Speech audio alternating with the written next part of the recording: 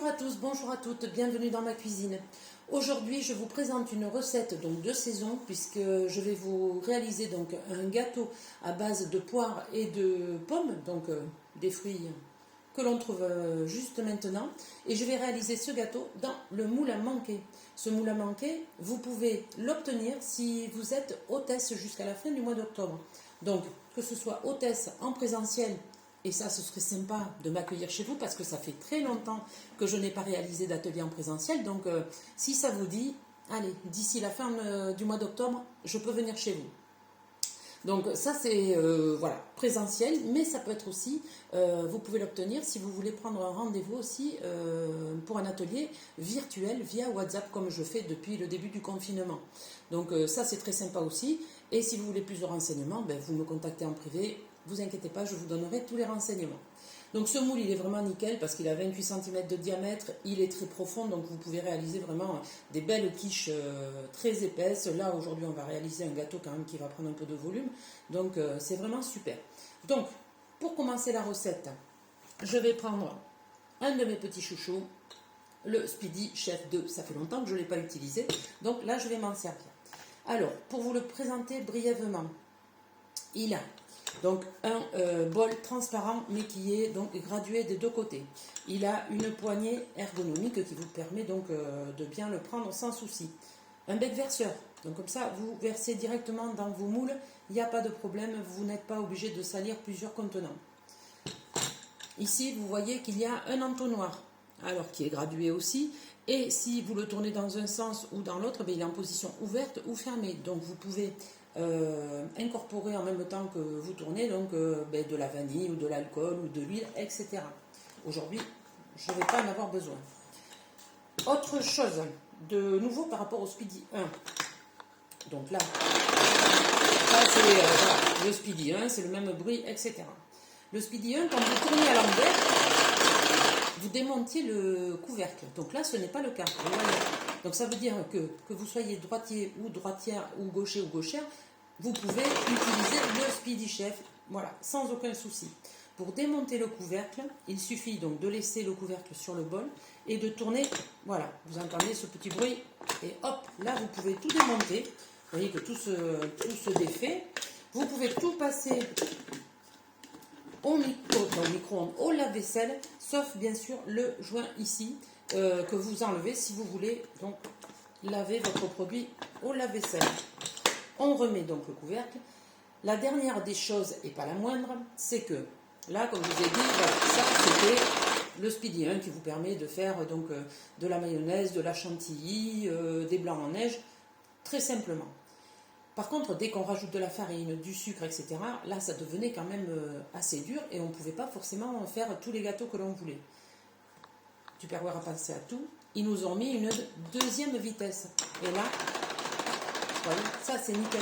Parce que là, vous sentez que vraiment vous ne forcez pas du tout. D'accord? Donc ça, c'est vraiment un produit super sympa. C'est un robot écologique, économique, parce que voilà, vous n'utilisez pas d'électricité, il n'y a pas de souci. Tout se fait manuellement et sans aucun effort. Donc, pour commencer notre recette, donc on va prendre 70 g de farine que j'ai déjà pré-pesée, à laquelle on va rajouter un sachet de levure.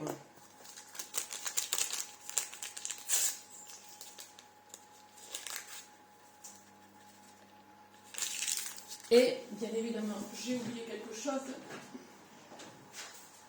Une pincée de sel.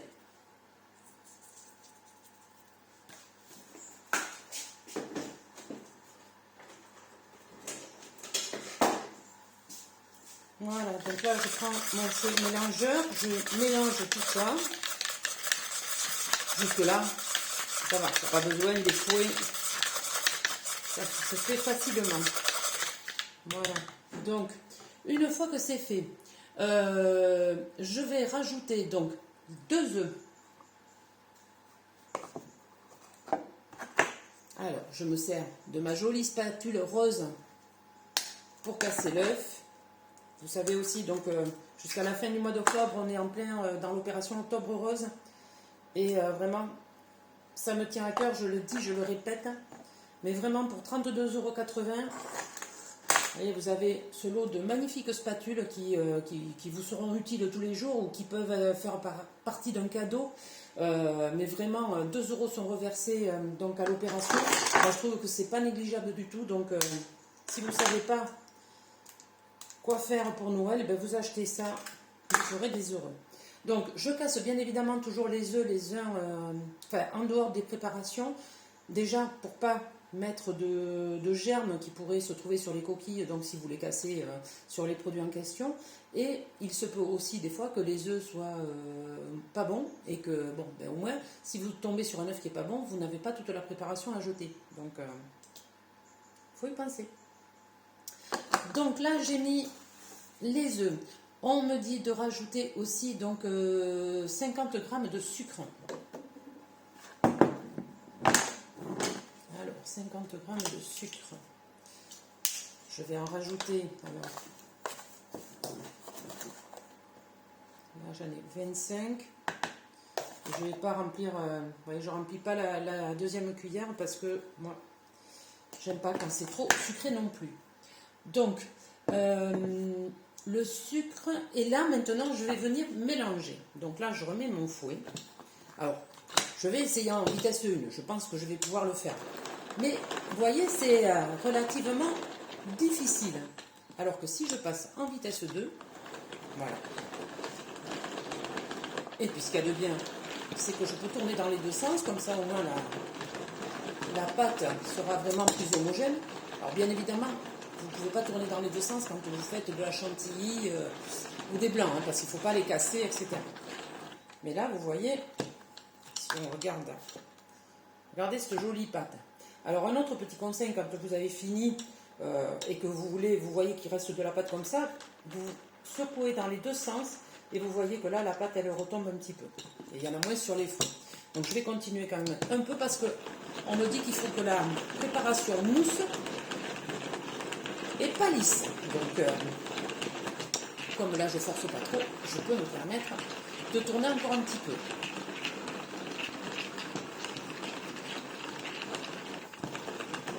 J'ai fait un petit peu, avant de commencer, faire fondre 20 g de beurre que je vais venir donc incorporer. Voilà, là ça va aller. Voilà, ce que je vais faire, je vais mettre les fouets. Hop là, voilà. Donc, vous voyez, ça tient debout. Ça, il suffit de... Voilà. Comme ça, vous ne salissez pas. Donc, alors mon beurre n'a pas tout à fait fondu, donc je le remets.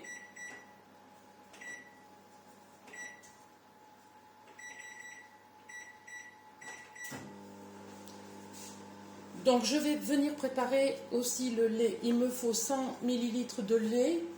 Attendez, parce que je lis en même temps, l'ajouter et la vanille. Donc je peux déjà préparer donc 100 ml de lait.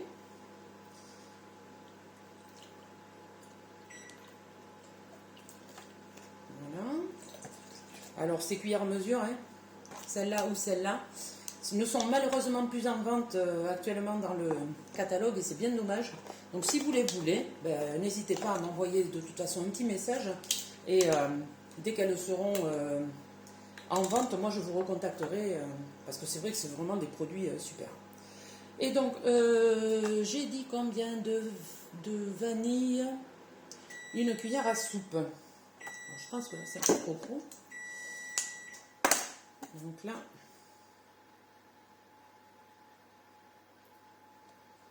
voilà. Et donc mon beurre, voilà. Mon beurre que j'ai fait fondre dans mes petits pichets, donc micro-cook, qui sont vraiment super, parce que voilà, que ce soit pour des petites quantités, ceux-là ils sont vraiment géniaux. Et vous pouvez donc y faire fondre le beurre, le chocolat, y faire suer des oignons, etc. ou des lardons. Cette gamme des micro-cooks, elle est aussi géniale. Alors, donc,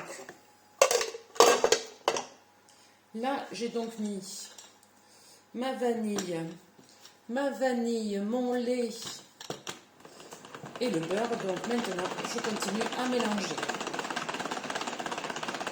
Alors là, le plus gros de la pâte du gâteau est fait puisque la pâte, voilà, est bientôt finie.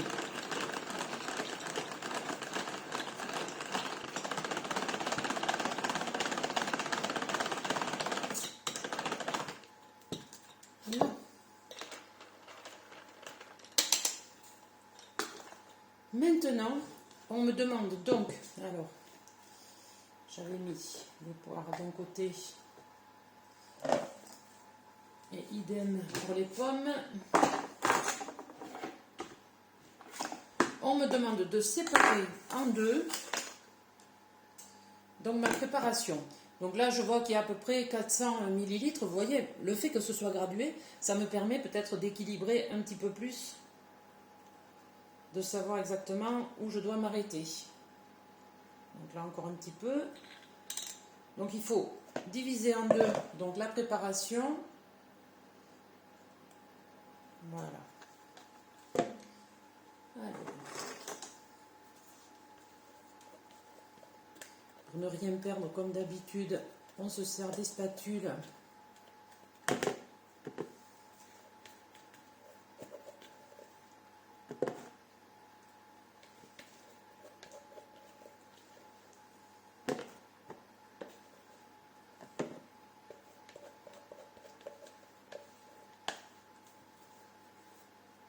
Voilà, comme d'habitude, c'est nickel. Donc là, je vais mettre donc mes deux bols de côté. Et maintenant, on va venir préparer les fruits. Alors, on a dit pommes et poires. Alors, je vais commencer par les poires. Alors, j'ai déjà commencé à empeler donc 2 sur les 3, puisqu'il me faut 3 pommes et 3 poires. Donc là, je vais prendre mon collecteur pour pouvoir terminer donc de peler la poire. Donc vous voyez, moi je me sers de l'éplucheur horizontal qui a 2 lames, donc une lisse et une autre crantée.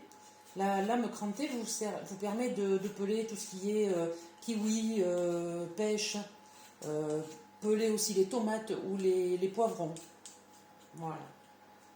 Alors, je ne sais pas, je vais vous le montrer, voilà, pour voir la différence de lame. Alors, on va couper en deux et je vais venir donc. Alors, j'avais pelé les 2 autres, hein, c'était pour vous montrer comment on pelait des fruits. J'imagine que ça, vous savez le faire, mais bon. Et je vais venir donc changer et me servir donc de cet outil pour venir vider donc tout l'intérieur de ma poire sans, vous voyez, ça c'est magique et au moins ça ne gaspille pas. Vous voyez, vous ne jetez que vraiment le minimum. Alors, elles sont très glissantes, vous voyez, nickel. Alors ce sont des petits produits, hein, c'est pas grand chose, mais alors ceux-là non plus ne sont plus, ceux-là aussi plutôt par contre ne sont plus au catalogue et c'est bien dommage parce que pour moi c'était des basiques, mais bon. Donc bien évidemment, toujours pareil, si vous les voulez, ces produits, moi je fais des listes, hein, et je peux me permettre après de vous relancer dès qu'ils reviendront, soit en promo, soit dans un nouveau catalogue.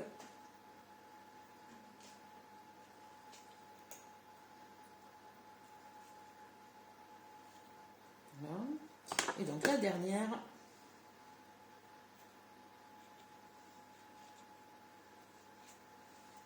voilà. Alors par contre, je vais aller me laver un petit peu les mains.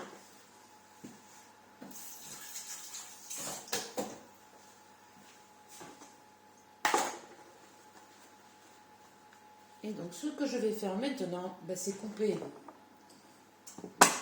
les poires donc en lamelles.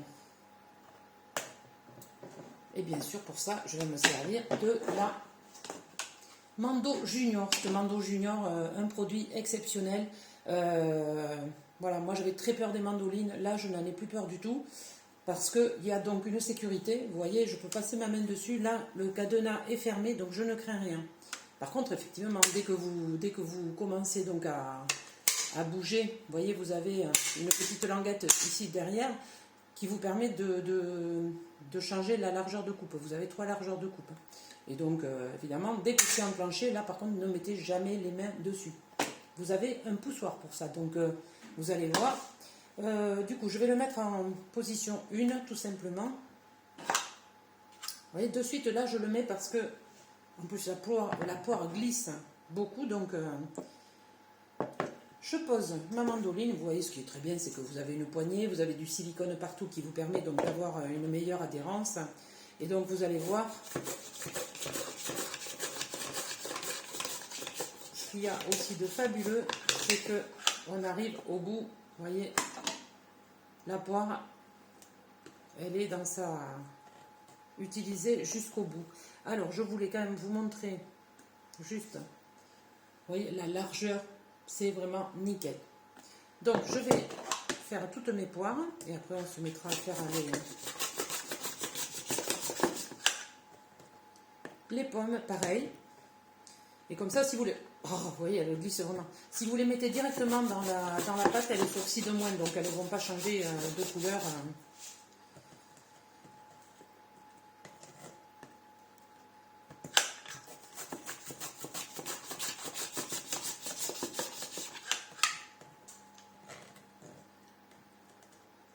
C'est encore une idée de gâteau vraiment très simple et très rapide.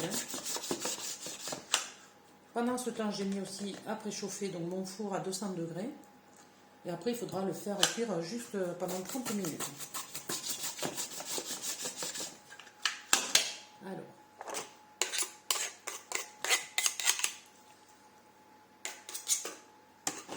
Donc là, ça c'est fait. Donc, je mélange. Voilà.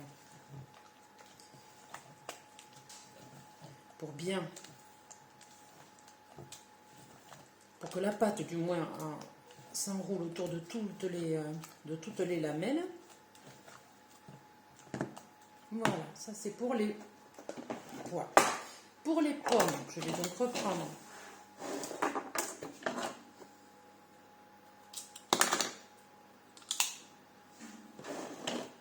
mon outil pour peler donc la dernière pomme. Toujours pareil, hein.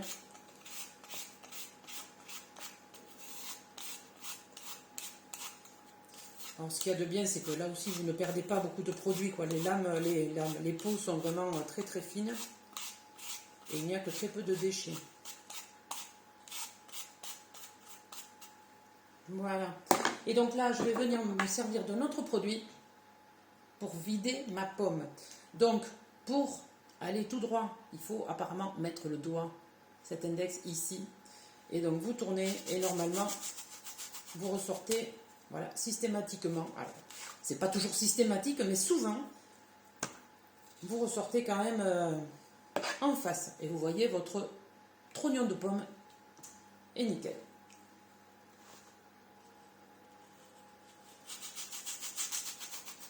Là, vous voyez quand même, je vous mens pas. Hein.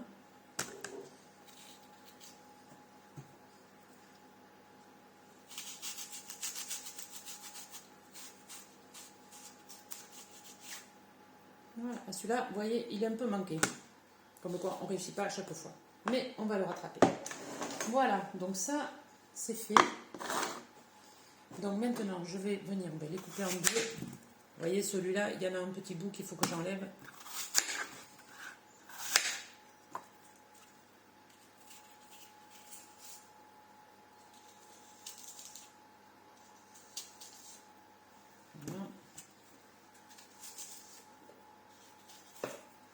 Ici. Et donc, je vais prendre donc mon autre petit bol dans lequel j'avais mis la moitié de ma pâte. Mais je vais venir repiquer, pareil, une pomme et faire la même chose. Vous voyez, hein, c'est nickel.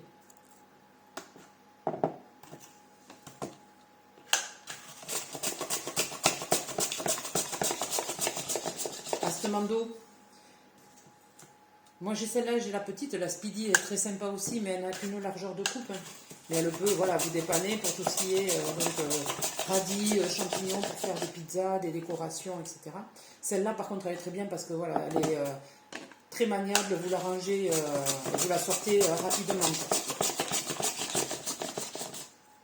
Et vraiment, je vous dis, elle est sécurisée. Alors je vais peut-être mélanger un petit peu. Parce que là, j'ai l'impression que mes pommes sont grosses et que je ne sais pas si je vais tout y mettre. Parce que j'ai pas beaucoup de pâte. Je crois que je vais m'arrêter à 2 pommes.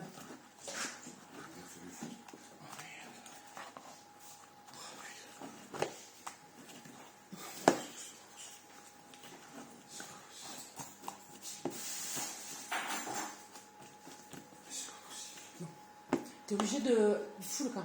Je voulais boire un café. Merde, 2 minutes. J'en ai pas pour longtemps. Je me change, je me casse. Je voulais boire un café. Ouais. Donc, tout compte fait, je ne vais mettre que 2 pommes parce qu'elles sont vraiment très grosses. Et vous voyez, là, je n'ai pas beaucoup de pâte comparé, et pourtant j'avais mis pareil, comparé à mes poires. Donc, je vais enlever tout ça.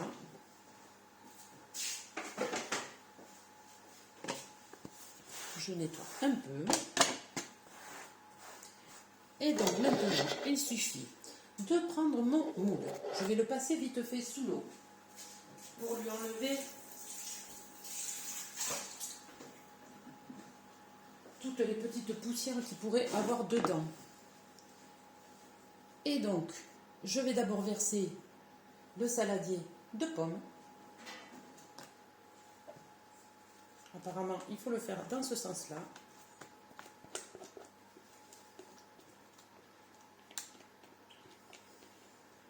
Donc, je l'aplatis pour équilibrer et en mettre un petit peu partout.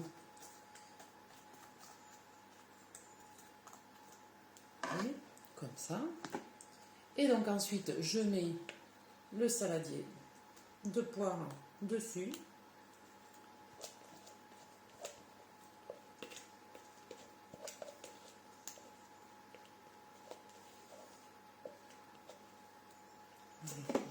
Ça sent très bon, et ça c'est normal. Hein. Je lisse un peu.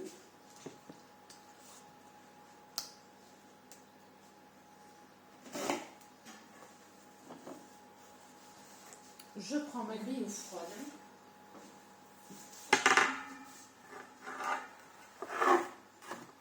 Vous voyez, en plus ce qu'il a de bien, c'est qu'il a 2 poignées. Ça, c'est vraiment, pour le prendre, c'est parfait. Et je vais donc l'enfourner pendant 30 minutes à 200 degrés. Et je vous dis à tout à l'heure.